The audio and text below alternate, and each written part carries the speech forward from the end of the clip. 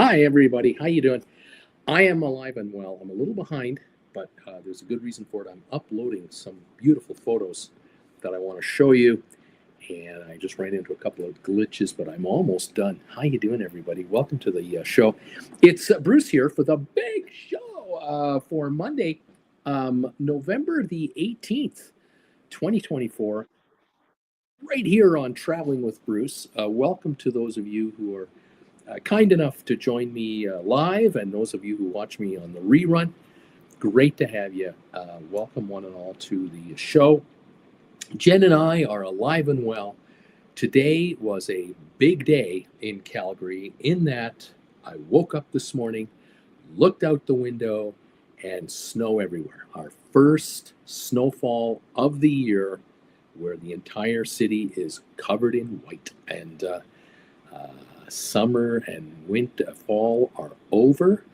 Winter has begun, and we're going to be cold the rest of this week, under 32 Fahrenheit, in the 20s. Streets are quickly turning into mushy, kind of wet, slushy nonsense, but all the lawns and the rooftops and the cars parked are all covered in white snow. What are you going to do? Welcome to winter, and welcome to the party, pal. Nice to have you here. Nice to see you. I was talking to someone, a friend of my this channel, my other channel, just before I started going live with you, and the individual said to me, "Hey, have you seen that news story that's making the rounds about there's a cruise line willing to offer a 4-year getaway cruise for Americans who don't want to live in America during the Trump presidency coming up?" I thought that's what I like. That's a funny story. I have seen headlines because it's a quirky, type of story. And I thought about it. If you really want to get away from America for a while, there's easier ways to do it. There are now a number of relatively new YouTube channels that have popped up in the last, I'd say the last 2 or 3 years in particular, certainly ever since COVID, since the end of COVID. A number of new YouTubers have shown up, and they're all ages. And I have to admit, majority of these YouTubers were at one time younger. They were sort of college-aged YouTubers, 20, 30-somethings. But now I'm beginning to notice quite a number of new channels on YouTube where usually it's a husband and wife, and they're in their 50s and 60s and 70s. These are the empty nesters coming up with their own YouTube channels, and they're coming up with the notion where you can become a slow traveler, where you can travel, relaxed and not in a hurry, like when you had kids, or when you were younger before you had children, but you only had 2 weeks time off, and you flew to Europe and you only had 10 days over there because you only had 14 days for everything. The new traveler, the new kind of traveler that is beginning to show up, is perfectly suited for two kinds, I think, of people. One person would be a retiree. If you are a retiree and you're getting a pension, Social Security, Government of Canada pension, wherever you live, whatever your pension is, and an employee pension perhaps, or your own pension revenue, there's slow travel for you, where you can travel the world and either be kind of an Airbnb kind of traveler, maybe you and your partner, and you stay 1 or 2 months in various places. So you plan a 1-year excursion trip, and for 2 months it's Costa Rica, 2 months it's maybe it's Ecuador, 2 months it's going to be maybe Europe, maybe 4 months here, 2 different countries, something like that. Maybe 2 months in Asia, and then back to the US or Canada or wherever you're from, and then off you go again. And you're sort of plotting your trip as you go. There is no itinerary pre-arranged. Now, there are some folks who are slow travelers who are house sitting. They're becoming house sitters for people who are traveling and need someone to look after the house with the pets, maybe. This has been around for decades. This is nothing new, but it's a great way to avoid visa complications at the, when you come into a country. You're not working, you don't need a visa to get a job, you're living off your pension and you're staying in someone's house. Great. Free rent, get the use of a car, maybe. Great. And then there are those who are slow traveling, and again, this is younger and middle-aged, who don't have a pension actually. And if you do have a pension, maybe you have a pension, you're like 60 to 70 now, but you're still a digital nomad as well.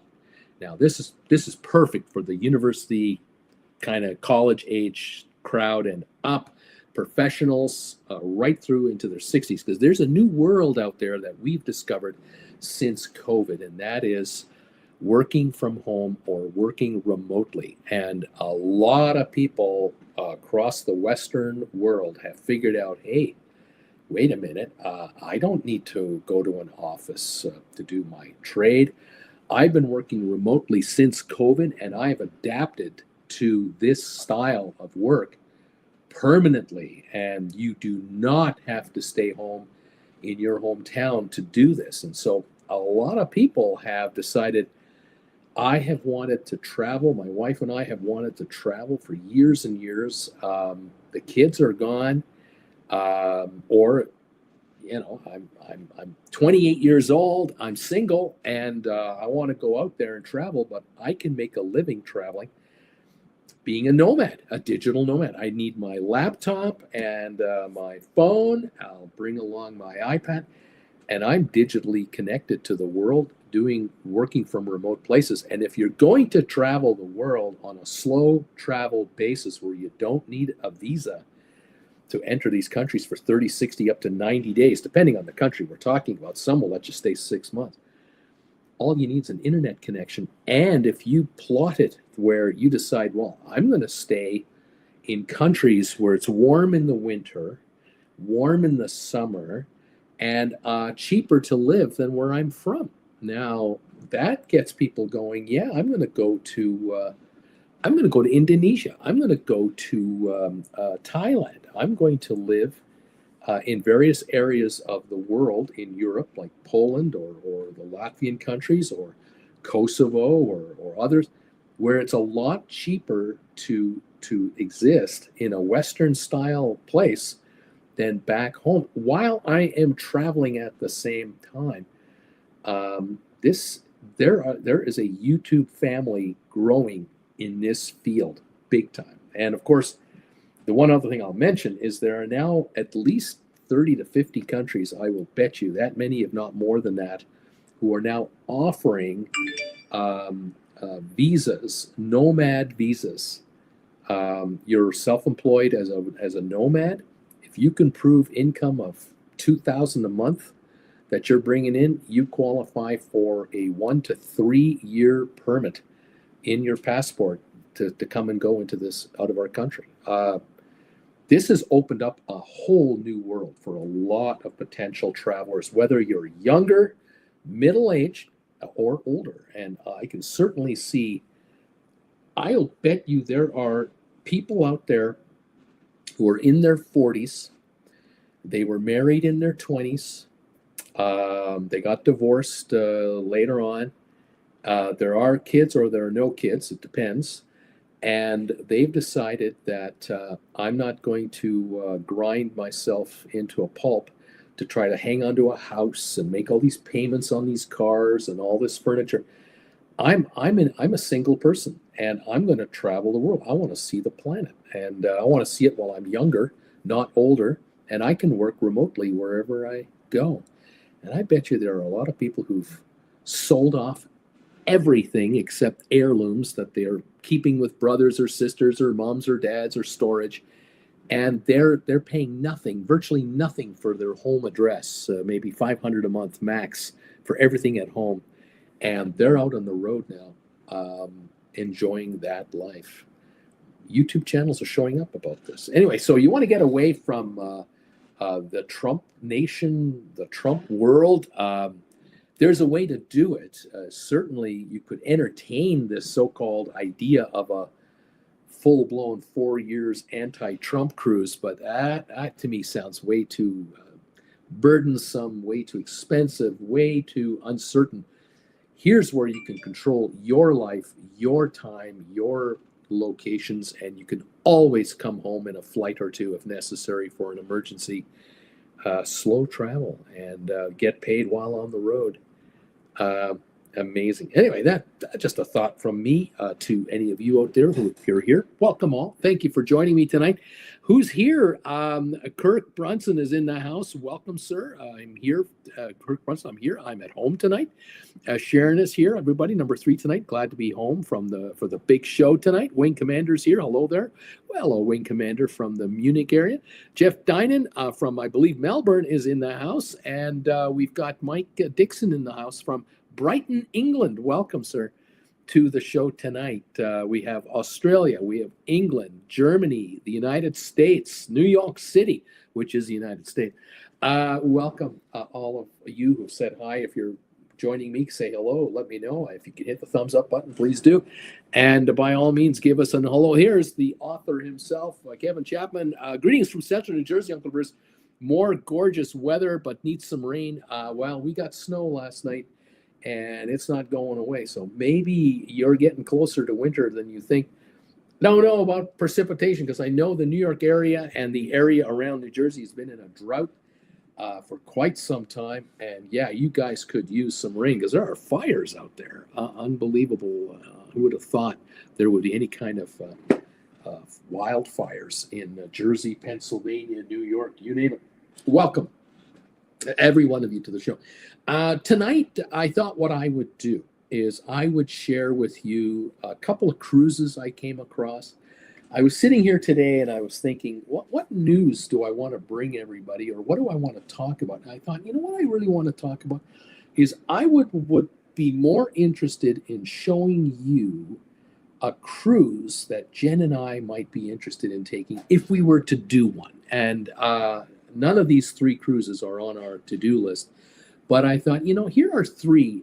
I would pitch these to Auntie Jen and see what her reaction would be like, because I think that these 3 cruises are worth a look-see.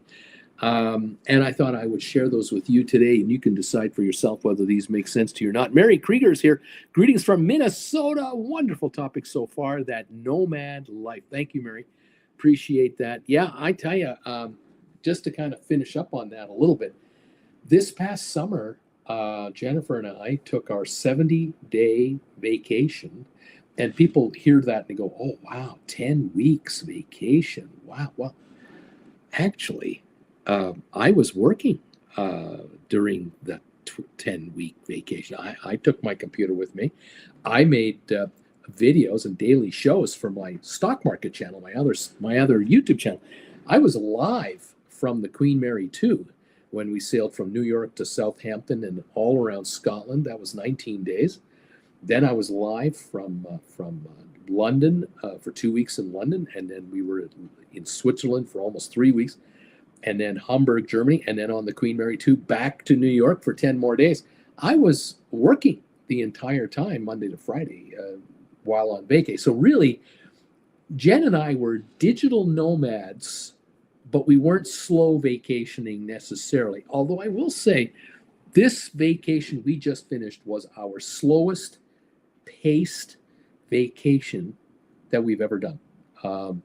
In the past, going to Europe a year ago and the year before that, we were buying railway passes that had a certain time frame that they were good for. And we were like a 30, 60-day window. We had to use up so many passes in a certain amount of time. And I think we used up 13 days one year and 10 days the next to travel to 13 different locales and spend 3-4 nights at each one. And that is not a slow vacation. And I was still working doing this for my stock market channel at the same time. Very hectic. We decided, no, we're not doing that anymore. If we're going to do a vacay of some kind, we're going to stay at 2 weeks in each place, 10 days to 2 weeks to 3 weeks, and unpack and exhale and get to know the area. And I can do my work Monday to Friday. And I far prefer this. And I am not adverse to the idea of going out for a month in a place, or a month and a half.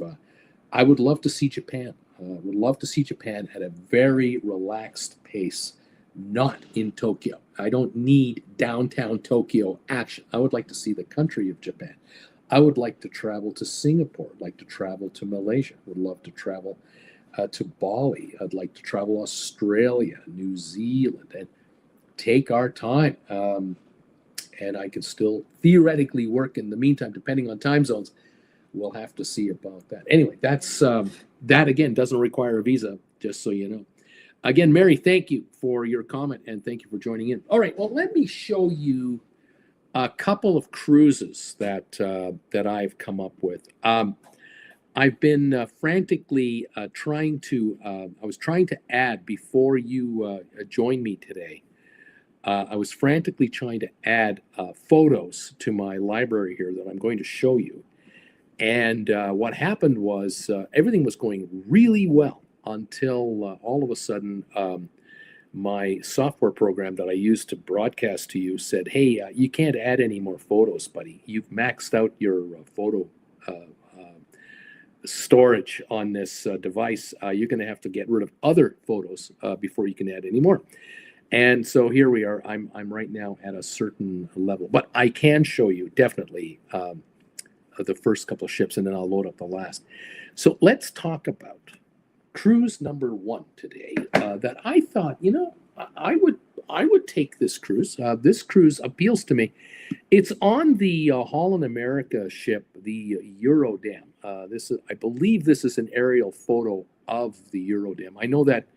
Oh, that says Koningsdam. I know that these ships are sister ships to each other, and a lot of them look very similar to the other. Here's a shot here from, I believe, Fort Lauderdale, where this cruise will start and end, by the way, that I came up with.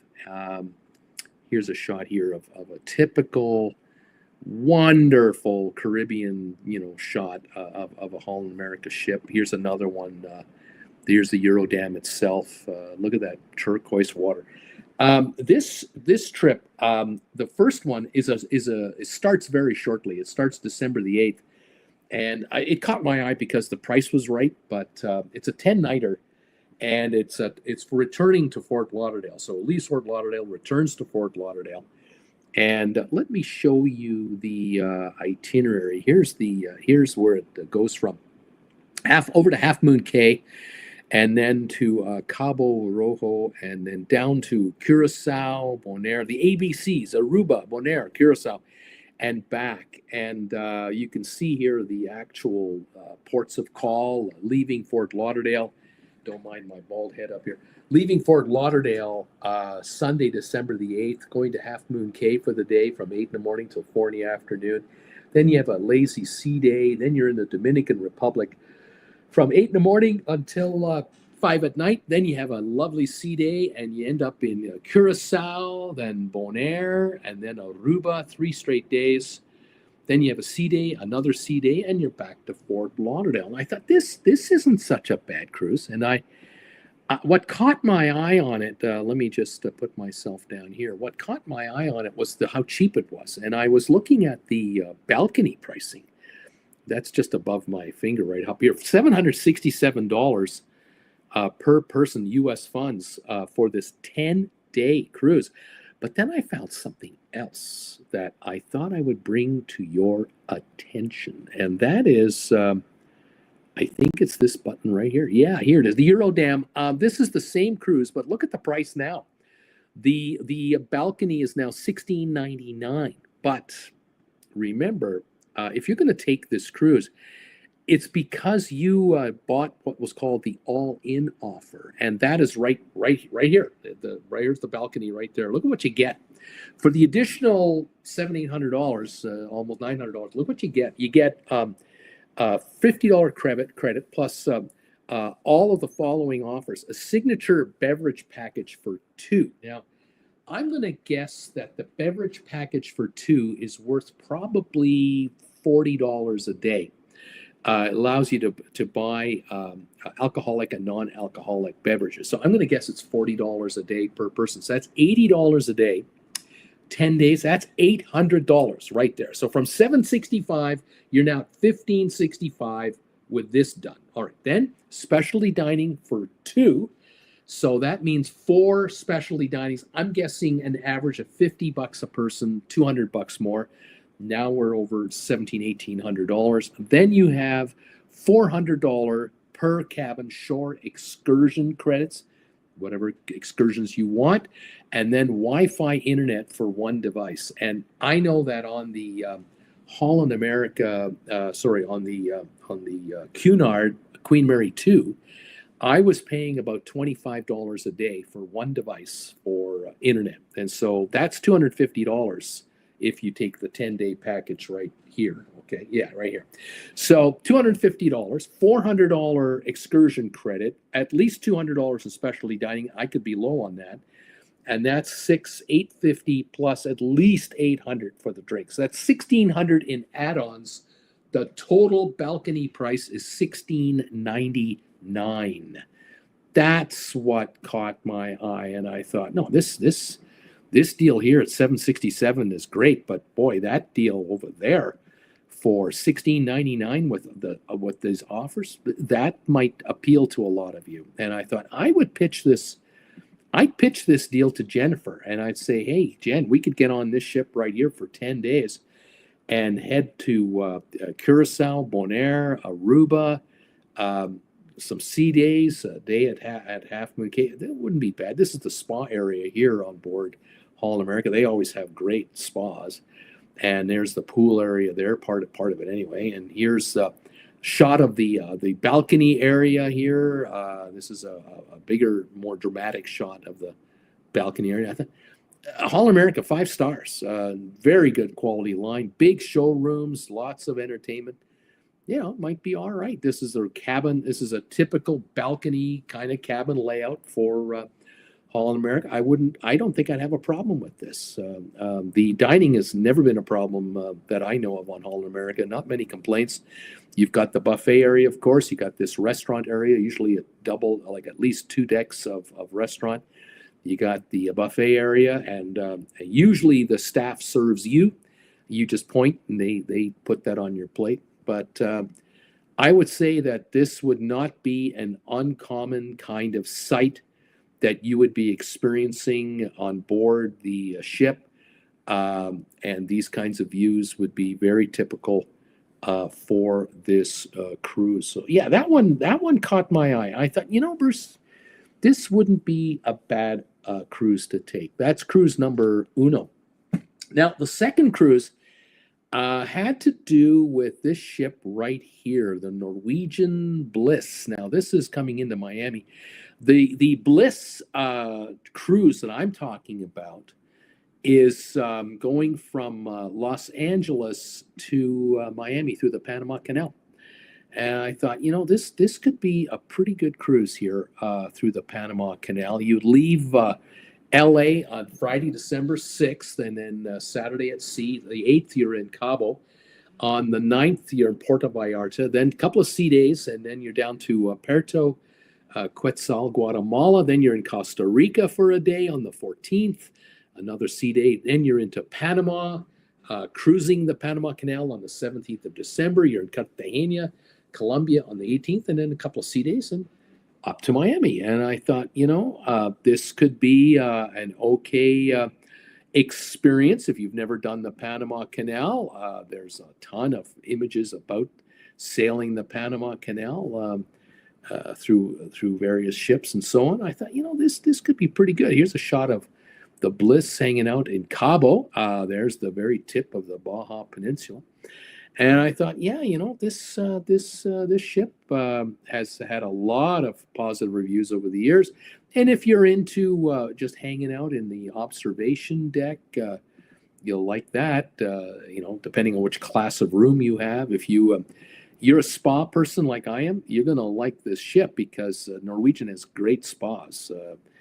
I will give them kudos on that. I don't like all the nickel and diming, but I love their spas. And there's a couple of shots there. Here's a shot of the one of the restaurant areas, and here's another an eating area here. And then we have, I think this is a Tappanyaki or something like that, the Japanese restaurant. Now, I wanted to show you something here. Let me show you if I find this correctly. I think this is the deal. Let me double check. Is this the one? No, that's the wrong one. It's this one, and it's it might be this one. Yeah, here we go. So let me start here. Don't mind me. All right, so take a look at this. You see the inside room there, and then you'll see the ocean view and the balcony rate and the suite rate. I want you to take a look at the brochure or the price of the suite at $1,450.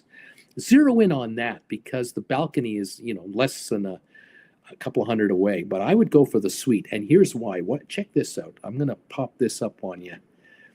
1707 for this suite over here. Okay, where the balcony above me here is 1607. You're gonna pay 1707, and I'll show you why. For 1707. You get add-ons, and I believe here we are. The suite offer. And again, this is just a promotional thing through vacationstogo.com, but I think you can get this on subsequent cruises. It's something to look for. You book selected categories by November 19 to receive $100 per cabin onboard credit and prepaid gratuities for two. Plus, the first two guests in each cabin will receive the following two offers. Well, first of all, gratuities are at least $20 a day per person. And we're talking about a 15-night Panama cruise. So this is $600 in gratuities that are covered. Free 600 minutes of free internet per cabin. That is 10 hours of internet. That's exciting. And then $50 per cabin short excursion credit for each excursion booked through the cruise line. So there's a deal there. But for the $1,700, you take this deal.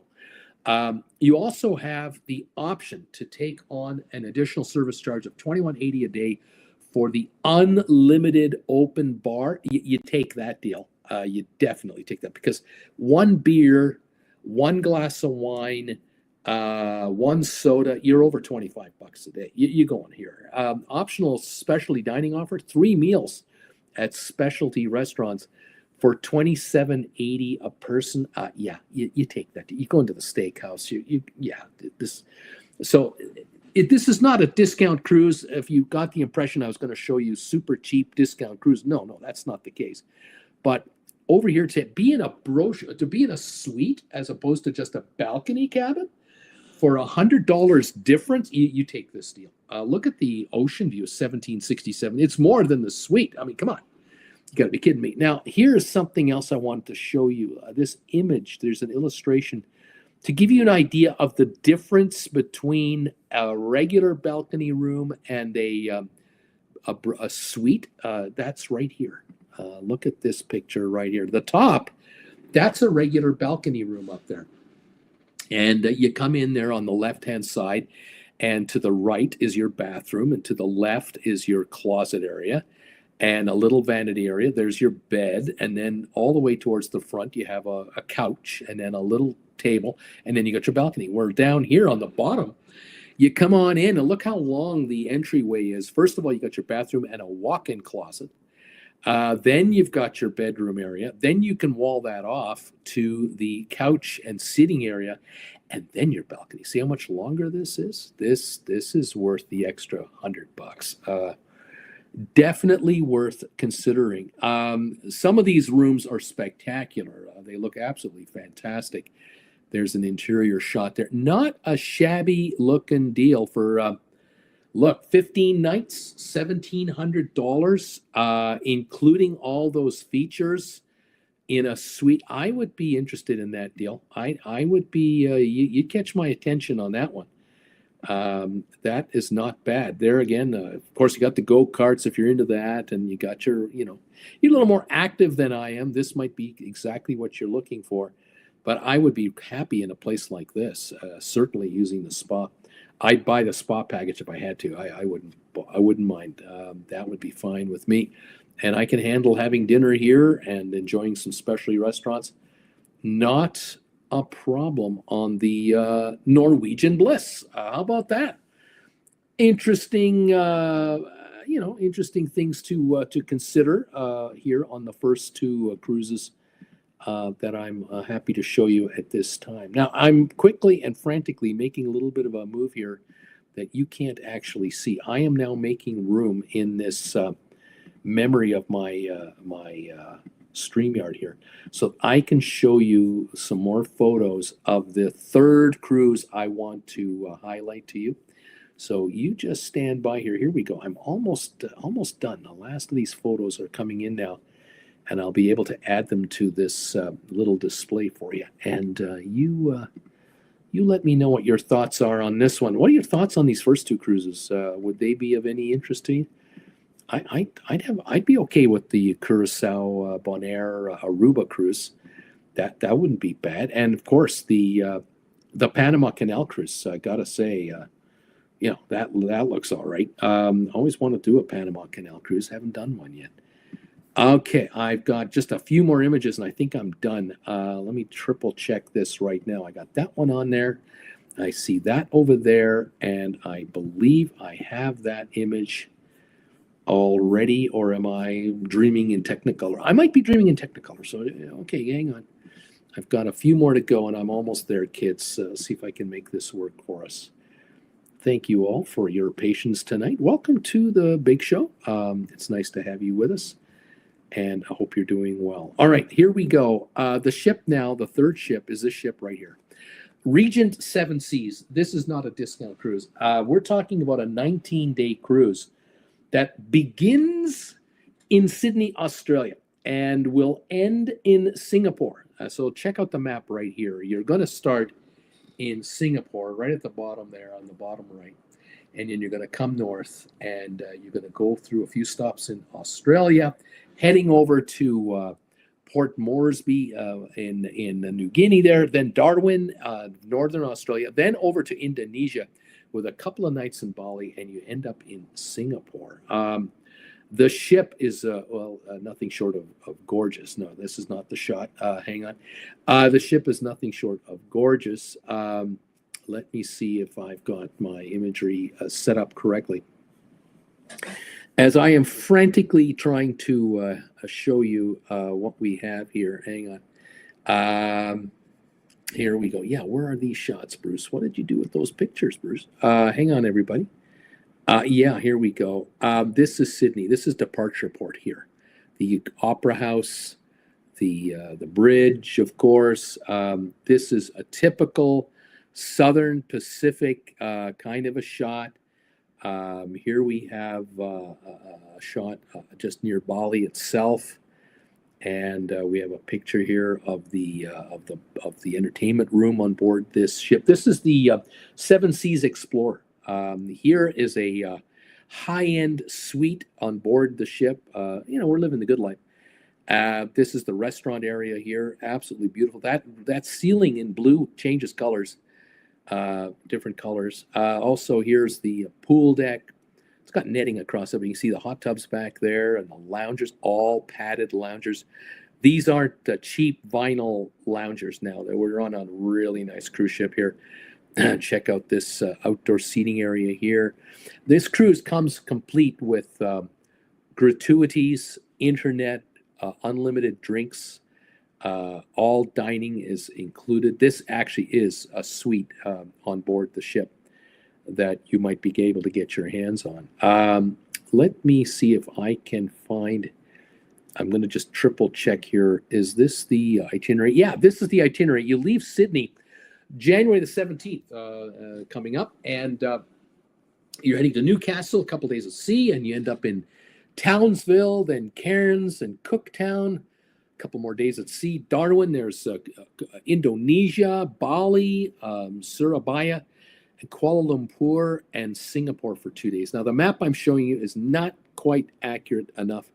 It actually included a couple of other spots, and I apologize for that. I think maybe this map might be the more accurate map. Just give me a sec here. Let's pop it up. There we go. Sydney, Newcastle. There we go. Townsville, Cairns, Cooktown, Darwin. There you go. Komodo, Benawa, Surabaya, and Port Keelang, and Singapore. That seems to be the itinerary on board this 6-star, all balcony only, suite only cruise ship. This is 6-star, top of the line, as good as it gets, with exceptional service. This, of course, is the owner's suite with the grand piano in it, but you know. Let's talk dollars while we're at it here. Let me see if I can bring us up towards the dollar portion of the show. Isn't that over here, Bruce?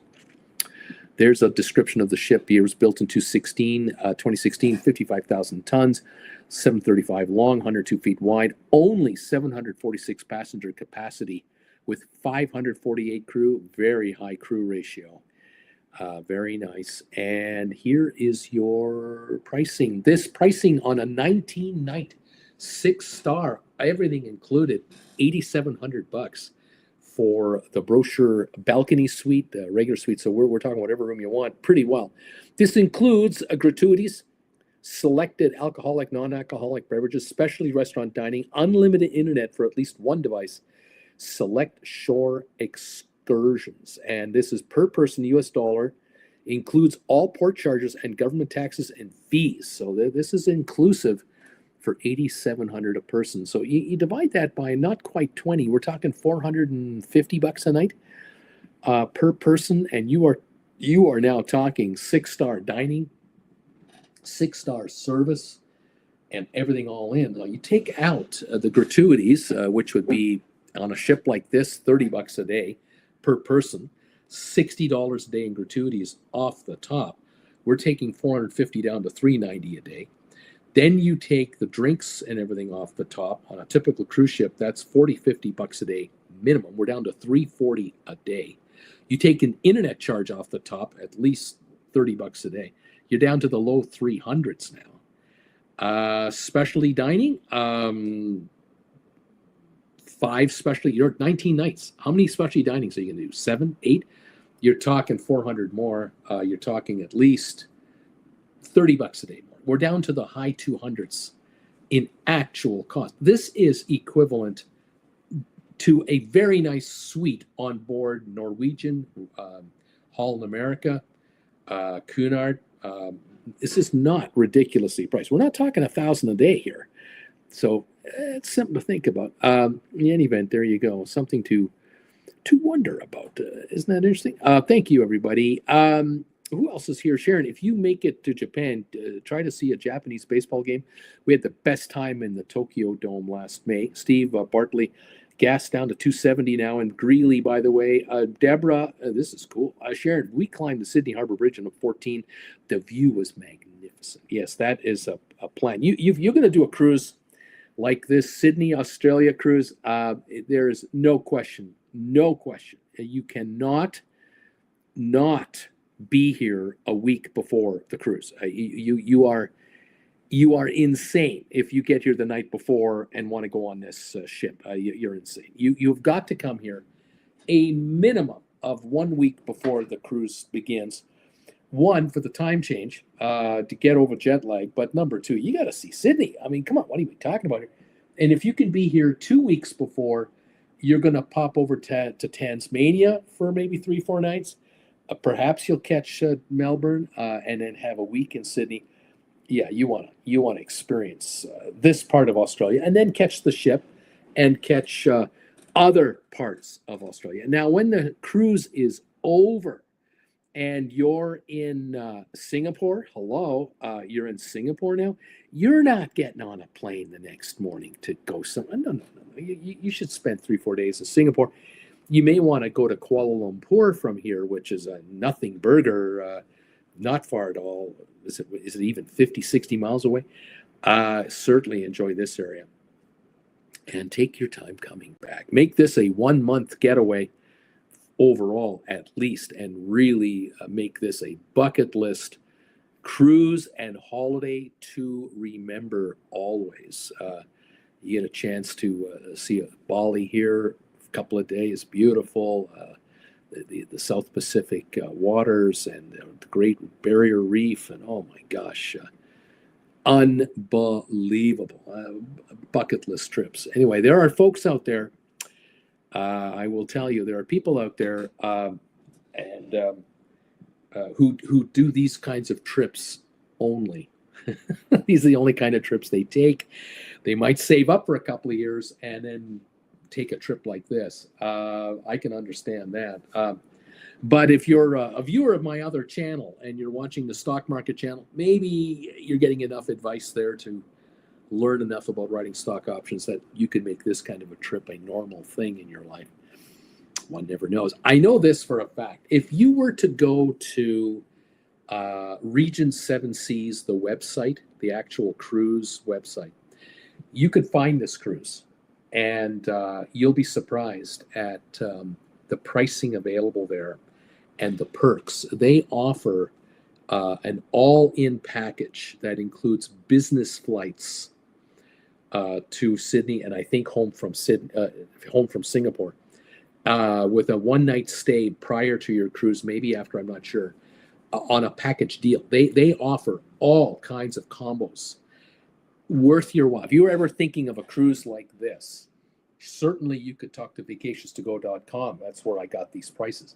But you could also go to the website of each of these cruise lines, Norwegian, Holland America, and Regent, and you'll be surprised at how in-depth, and in the case of Regent Seven Seas, you'll be surprised at how detailed you can add perks to your cruise, and they're offering massive discounts for people to take advantage of this. So it's possible that what's happening out there is that revenge travel. Remember the terminology revenge travel that we were hearing about right after COVID? We might be through that now. We might be past that now, because this is coming. We're coming to 2025 in 6-7 weeks, and COVID stopped. We were allowed to travel freely about the country back in 22 for sure, but even in, I think, 21, if I recall, we were able to travel again, and here we are in 2025. I think the so-called pent-up demand has come and gone, and now it's back to quasi-normalcy. But have you noticed, and have you been getting emails in your servers? Have you been getting emails and pop-up ads whenever you go to YouTube or other places about deals from airlines everywhere, not just within America or within Canada, but European deals, fly to Japan, fly to Australia. There's promotions from everyone, Qantas, American Airlines, Cathay Pacific, Singapore Airlines, British Airways, Lufthansa. They're all advertising for passengers. And I just get the feeling that the demand has eased enough that all of a sudden the airlines are getting a little nervous and are trying to get seats booked up at certain times of the year here. And I'm being bombarded with deals left, right, and center from airlines and resorts looking for business. So you might be noticing the same thing. And so maybe for some of you, this winter and next spring and next summer and next fall, there might be a cruise in your future or a trip, a holiday in your future that you may not have considered before, because all of a sudden you can put together a slow-cation that you've never done before. You can decide, hey, why spend $300 a night in a fancy Paris hotel? Why don't we go to France on a cheap fare offer, a promotional airfare deal, use our points perhaps to upgrade to premium economy or business class. And instead of staying in a $300 a night hotel in Paris or Rome or London or something, why don't we spend a month, 2 weeks, 5 weeks, 6 weeks, and either house sit or Airbnb it? Why don't we check that out? We can get an entire flat in London or Paris. We could be in a small town outside of Paris. We'll land in Paris. We'll spend 3 nights in Paris at a some hotel. But then we're out. We're now going to take the train to Lyon or to Marseille or to the Atlantic coast, down to the Mediterranean coast. Maybe we'll go to Nice, and we'll spend a week in an Airbnb for $125 a night. You might be shocked. If you're going to go to Spain or Portugal, you will be very pleasantly pleased at how inexpensive Portugal is, or Spain, various places in Spain. Italy, depending on the time of year and where, you can also get real deals there. Austria, of course. Just shop around. Maybe you might make a vacation next year that's a 2-month vacation, and you're just saying the heck with it. We're not going to do this 10, 14-day hurry up and see everything at the Louvre and stand in line for this castle tour and all that. No. We're going to take a slow vacation. We're going to buy rail passes in Europe, or we're going to rent a car through Turo rather than Hertz, and we're going to take a car for a month, and we're going to see Europe on a casual 1 or 2 month basis. Something new, something different. Of course, those of you who are into cruising, maybe your next cruise in Europe is a river cruise. Maybe it's time to step up and do a cruise where there are only 90 to 120 passengers, and it's a 14-day cruise up and down some rivers with daily stops in small villages and that kind of a relaxed pace cruise. Up to you what turns you on out there. I don't know. You got to figure it out for yourself. Alan Fiddler, good to see you. Well, good to see you, Alan. Thank you all for joining me tonight from wherever you are. I'm glad to have you here with me today. It's the big show with Bruce here on Traveling with Bruce.